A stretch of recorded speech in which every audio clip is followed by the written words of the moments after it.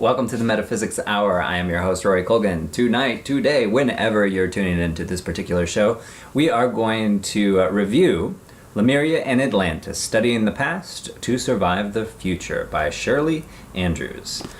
This is a companion piece to a book called Atlantis. Might have a subtitle, might not. I have not read that book. This particular book caught my eye in a bookstore, so I finally got around to reading it and thought I would give you a review. First off, you may see the shirt. Sorry, this is 2016. I couldn't resist. This is just a funny shirt to me, but also very accurate. The left nut and the right nut. Instead, you can have Gary Johnson, and that's why, I want that shirt.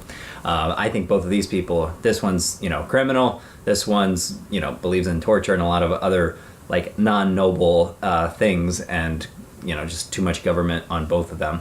This guy, he actually, I believe, is a public servant. These two are public figures. Big difference. So that's my aside, and I'm sorry if you had to endure that, but I think it's worthwhile to mention the shirt. So this book is fascinating, but the subject of Atlantis is undeniably one of the most fascinating things in my life. Why? Because it supposes that you, that I, that all of us have actually been alive here on this planet for thousands and thousands of years. Now, not everybody particularly believes that mindset in terms of reincarnation, but one of the things that I do believe is that reincarnation is something that is just a recycled movement of consciousness, and it happens from a small molecule all the way up to a human and beyond the human state into a perceptive, intuitive individual, regardless if it's a human or not, all the way to the quote-unquote gods of fairy tales. And then even there is the uniform, the complete, the absolute, and there is that Godhead too that's not so individualized. So given that perspective, I think you and I have been alive on this planet for thousands and thousands of years. Having a book by Miss Andrews, or Mrs. Andrews, I'm not sure which, is comforting and confirming because she gives scientific-backed information, stuff that you may not see in archaeology unless you follow Graham Hancock, who is an excellent archaeologist that studies this, or perhaps, who's the other one, Michael Cremo. He's another archaeologist that will show that the human race has been pretty sophisticated. And in fact, we've had technology that is better and stronger than anything that we have in the 21st century. So that's an important concept to realize, that our technology that we have today, that you and I are communicating with, is not necessarily the most advanced technology that we, our species, has come across. There are a lot of different influences with this, but let's just stay focused on her particular book. And her book goes into detailed archaeology about different sites that have been proven that are at least 10,000 years old, 11,000 years old.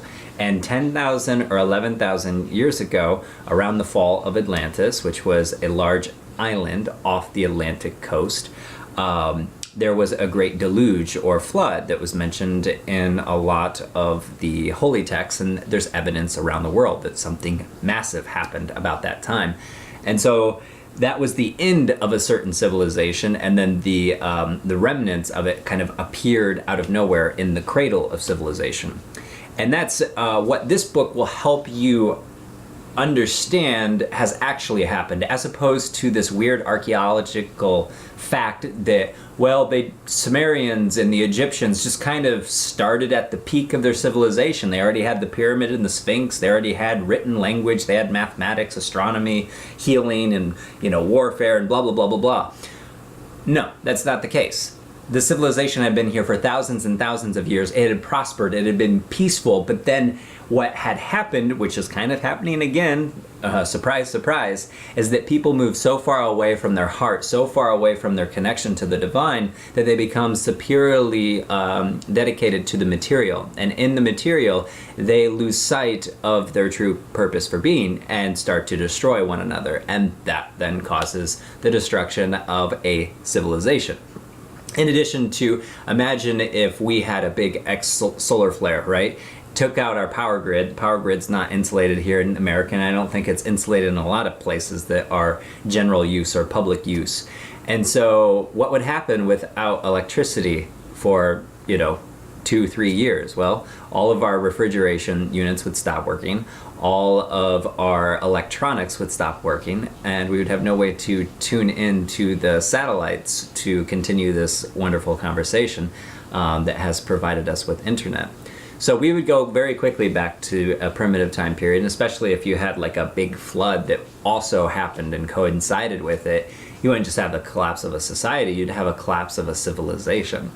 So we're not that far away from becoming stone throwers and rock throwers once again. So I think it's helpful to have a book like this because it gives you the historical steps of how we got to where we are today. And it also inspires us to remember that perhaps things that we have done in the past were done in the past for a reason, and they produced marvelous results. So why don't we rediscover some of those?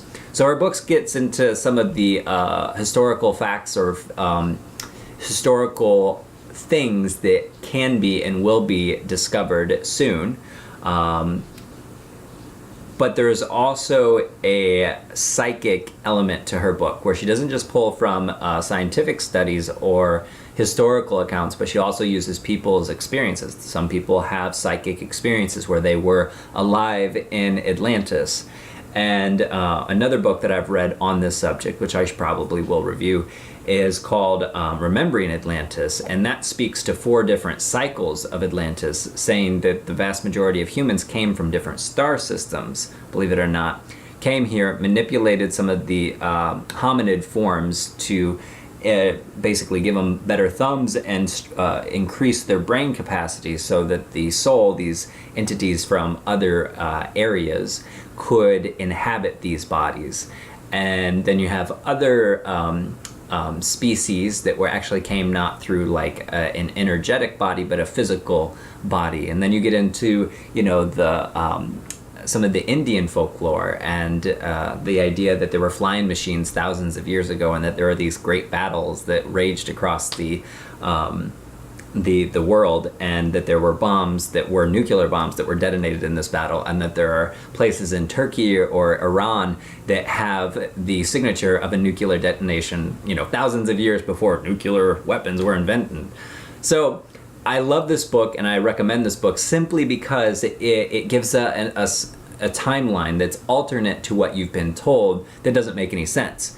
So the timeline that is talked about here kind of fits into the narrative of how society has gotten to where it is. And it gives you some interesting things to think about, and it certainly doesn't have all the answers, nor do I think does it have all the accurate pieces of information laid out exactly as they ought to be. But it is really fascinating if you're interested in archaeology, where we came from, and how long we've actually been here. And then again, I just like to throw out the idea of reincarnation, saying that, hey, you've been here multiple lives. And this channel and my teachings and most of my life are dedicated to living with that awareness, living as if I'm a 3,000-year-old person. If I'm a 3,000-year-old person, I don't need any of these 3 to tell me what to do, because I'm 3,000 years old. I know what works and what doesn't. And so wouldn't that be an amazing world if we lived in these fleshy bodies that were only 20, 30, 40, 50, 60, 70 years old, but we could remember 10,000 years of Earth life? Man, what a beautiful place this would be.